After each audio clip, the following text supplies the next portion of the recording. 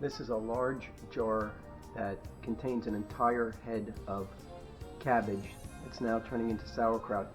After just being in the jar overnight, you can see these little tiny bubbles forming in the water on the surface. That's the fermentation taking place. If you were to open the jar and let some of that gas out, you would really get smacked upside the head from the smell. Yes.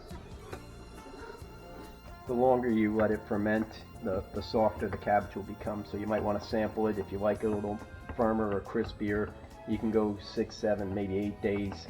10 is the high end. You really don't want to go 2 weeks. Before you put the top back on this, you want to tamp everything down kind of level and scrape along the sides to get any little stray particles. And you want to do this every couple days. It's a lot easier when you have a big jar to work this muddler down into one side and turn the cabbage over. You just keep pounding it down to one side and you'll see that the other side starts to lift up, so you're getting like a rotation taking place. Anytime I start stirring that cabbage, this little guy shows up.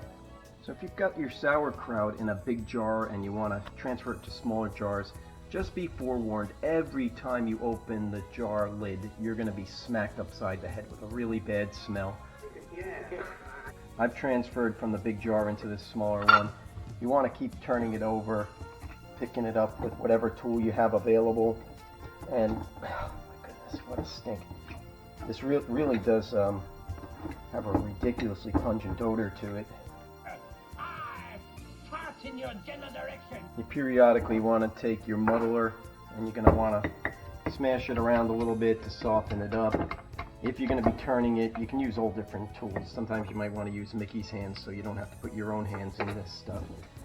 After enough time, you'll get used to the smell, but there's always somebody who's going to be offended by it. How dare you!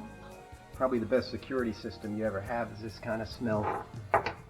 Any burglar tries to break into your house, they'll open your door and just run. So I'm going to put this lid back on just so I don't pass out. Alexa, how bad does my house smell? It smells like a Baltic stink fest. Seriously, open a window. It's going to ferment, it's going to smell bad, it's going to smell really bad. It's going to ruin your life, but you will have probiotics.